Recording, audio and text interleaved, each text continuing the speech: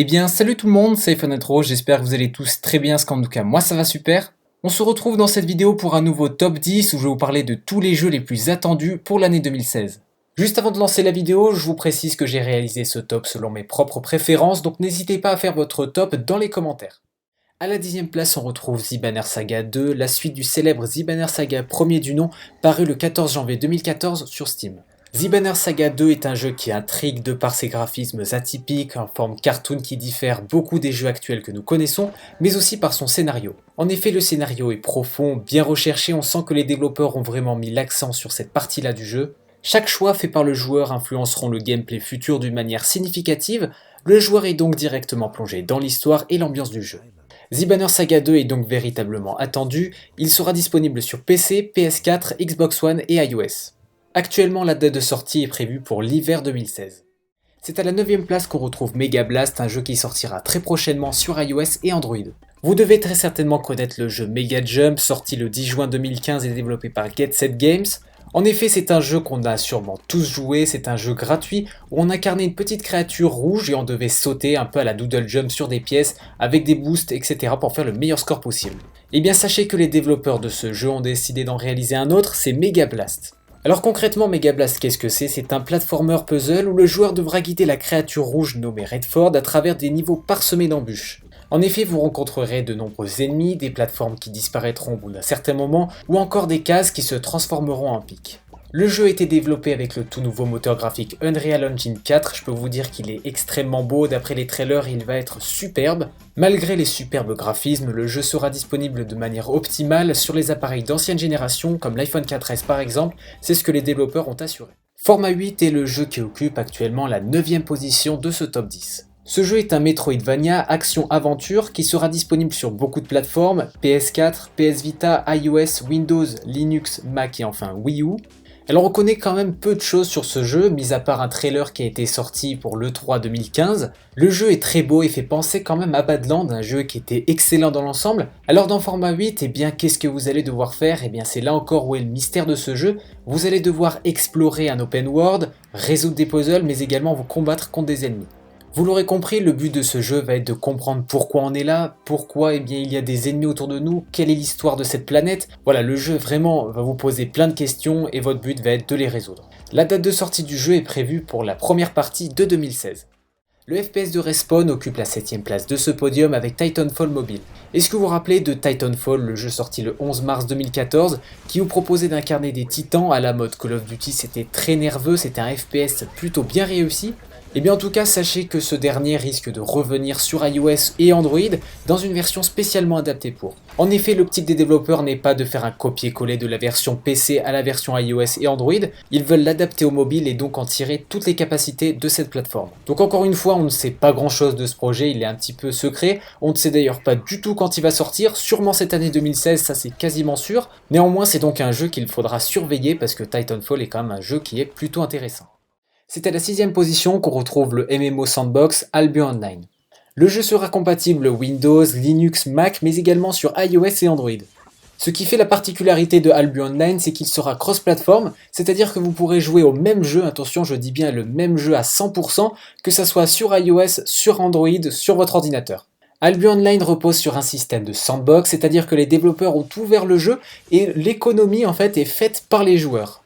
Donc le joueur va être amené à récolter des ressources dans le monde qui est très vaste pour pouvoir créer des armes. Le farming n'est pas le seul moyen de s'enrichir, vous pourrez également faire votre propre métier. Les développeurs ont pris un exemple plutôt sympa pour expliquer justement cette économie. Admettons qu'il y ait une guerre entre deux clans, et bien vous serez en mesure de vendre des armes à un clan ou bien même aux deux clans pour vous enrichir. Mis à part cela, le jeu proposera un aspect PVP et PVE un petit peu comme un MMO classique. La sortie du jeu est prévue pour début 2016. Vous pourrez toutefois participer au développement du jeu et également y jouer en participant à la bêta fermée. Ça y est, on rentre maintenant dans le top 5 et je vous propose de regarder tout de suite Skatlines 2. Ce jeu est la suite de Skatlines premier du nom, il sera disponible sur iOS et Android. Ce jeu s'est fait remarquer par ses graphismes super jolis, un petit peu cartoon, son ambiance qui est très reposante avec des musiques juste sublimes. Plusieurs modes de jeu seront disponibles, comme par exemple le fait de faire une course contre un skater contrôlé par une IA, faire des figures sur une rampe ou alors éviter un agent de sécurité qui essaye de vous attraper. Bref, vous l'aurez compris, Skateline 2 est un jeu qu'il faudra surveiller de très près. De toute manière, le jeu est censé sortir assez récemment, en été 2016 pour être précis. À la quatrième position, on y retrouve Lords of the Fallen, la version mobile qui devrait arriver sur iOS et Android. Pour les personnes qui l'ignorent, Lords of the Fallen est un action RPG et qui s'inspire beaucoup des jeux de type Dark Souls. Vous allez donc pouvoir choisir votre classe, votre équipement et ensuite partir à l'aventure pour essayer de détruire des monstres ou alors même des boss qui seront massifs et imposants. Le système du jeu repose vraiment sur du die and retry, c'est-à-dire que vous allez souvent mourir parce que le jeu est très difficile, mais il est également punitif, c'est-à-dire que quand vous allez mourir dans un niveau, vous allez perdre votre expérience, donc vous ne pourrez plus augmenter votre niveau, il faudra retourner sur les lieux pour la récupérer. Les développeurs de ce jeu ont donc annoncé sur Twitter vouloir faire un portage de ce jeu en version mobile, iOS et Android. Néanmoins, ça ne sera pas un simple portage, un petit peu à la manière de Titanfall comme je vous avais parlé juste avant, mais plutôt avoir une nouvelle expérience de jeu de Lords of the Fallen. C'est à la troisième place qu'on retrouve Pokémon Go, un jeu extrêmement attendu par les fans de la série. Le jeu est développé par Niantic Labs et The Pokémon Company, il sera disponible en 2016 sur iOS et Android. On ne connaît pas grand chose de ce jeu, c'est quand même resté assez secret jusqu'ici. Néanmoins, on sait que ça sera un jeu donc sur l'univers Pokémon qui se jouera en réalité virtuelle, qui nécessitera aussi la localisation du joueur pour pouvoir chercher des Pokémon aux alentours. Il existera même un bracelet connecté en Bluetooth pour pouvoir améliorer l'expérience du joueur. Dans Pokémon Go, vous aurez beaucoup de choses qui seront disponibles. La première, ça sera d'attraper des Pokémon. Tout ce qu'on sait, c'est que cette fonctionnalité fonctionnera très certainement avec la géolocalisation de votre téléphone. Vous aurez également la possibilité d'échanger les Pokémon, mais également de combattre avec des amis ou bien même des inconnus.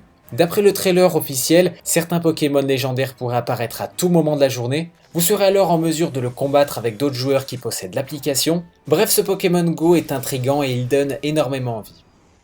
C'est à la seconde position qu'on retrouve Samorost 3, un jeu que j'attends énormément pour cette année 2016. Samorost 3 est un point and click développé par Amanita Design, il sera disponible sur PC et Mac, mais aussi sur iOS et Android. Les développeurs de ce futur jeu sont Amanita Design, ce sont les mêmes qui ont réalisé Machinarium, un jeu que j'ai adoré. Je ne peux que vous encourager à tester ce jeu, j'en ai d'ailleurs réalisé une vidéo test, donc n'hésitez pas à cliquer sur la vignette qui s'affiche sur votre écran. Pour en revenir à Samorost 3, c'est un jeu où vous incarnez un petit gnome dans un monde apocalyptique assez étrange. Pour avancer dans le scénario, vous allez devoir découvrir le monde, explorer de nouvelles zones, réaliser des énigmes parfois plutôt difficiles. Tout comme Machinarium, les animations sont très soignées, les musiques sont sublimes également. Bref, comme vous l'aurez compris, Samorost 3 s'annonce comme être une pépite pour cette année 2016. Il sera disponible le 24 mars précisément pour PC et Mac. Le portage iOS et Android devrait sortir dans la foulée. Et c'est à la première place de ce classement qu'on retrouve Super Meat Boy Forever, un jeu attendu depuis très longtemps et qui va faire à mon avis un gros carton dès qu'il va sortir. En effet, le jeu est prévu sur PC, Android et iOS, et c'est donc la suite du successeur Super Meat Boy, un jeu hardcore platformer qui avait énormément plu. Comme je vous l'ai dit, Super Meat Boy est un jeu de plateforme hardcore, c'est un die and retry, c'est-à-dire que vous allez devoir essayer et réessayer sans relâche un niveau pour essayer de le terminer. Vous contrôlerez un petit bonhomme fait de viande et vous devrez esquiver tous les pièges qui seront parseminés dans les niveaux, comme des scies circulaires par exemple. La difficulté du titre est progressive, plus vous avancez dans le niveau, plus le jeu sera dur. En tout cas, si vous êtes à la recherche d'un jeu difficile, ce qui se fait rare ces temps-ci avec les derniers jeux qui sortent, n'hésitez pas sur ce jeu, à mon avis il devrait faire un carton lors de sa sortie. Et bien voilà, ce top 10 est désormais terminé, j'espère en tout cas qu'il vous a plu. N'hésitez pas à faire dans les commentaires des remarques sur les jeux que je vous ai présentés jusqu'ici, ou pourquoi pas faire votre propre classement. Et bien voilà, c'était iPhone Intro, j'espère que la vidéo vous a plu, si c'est le cas n'hésitez pas à mettre un petit pouce bleu. C'était iPhone Intro, on se retrouve à une prochaine, allez ciao tout le monde.